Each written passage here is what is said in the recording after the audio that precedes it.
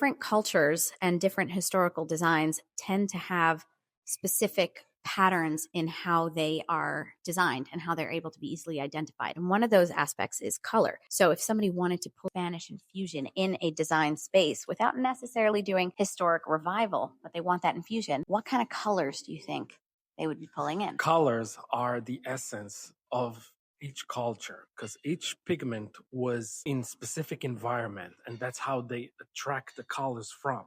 So for instance, you'll find blue more for Afghanistan.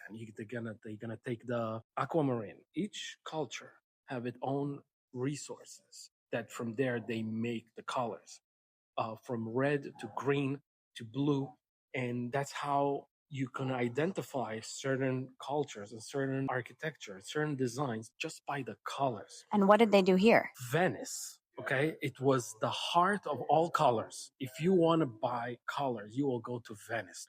But isn't this Spanish?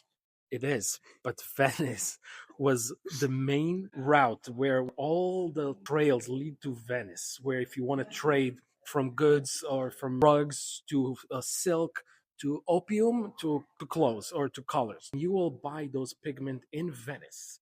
And people will choose the palette they want, will import it to their own country, and that's how they're going to start to implement their ideas with colors. That's the source of everything. When you identify certain culture, a certain architecture, the color will tell you exactly where it comes from. If you go to the roots of colors, not just Benjamin Moore or Sherwin-Williams. Sherwin-Williams, it doesn't matter. There's a big story behind it. Go to that story, understand where colors coming from. So in this Spanish space, then, how did we end up with these colors and why? So blue, when this is a Gothic revival, okay, when they want to separate God from the person, they want to give you the illusion of height. Blue is always a good color to make a sky, may give you the illusion of divine.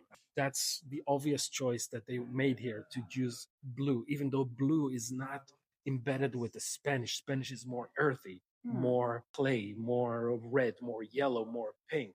So even here in this historic property, they moved in an eclectic direction because they had a different experience they wanted to convey, even within historic Spanish Correct. designs. This built in 1920. 1920 is a period where people mix a lot of styles, a lot of ideas together. Went out from their conventional methodology, and they start to open their mind and start to experience new things. That happened too when you do modern and old. This is the rebirth of modern and old.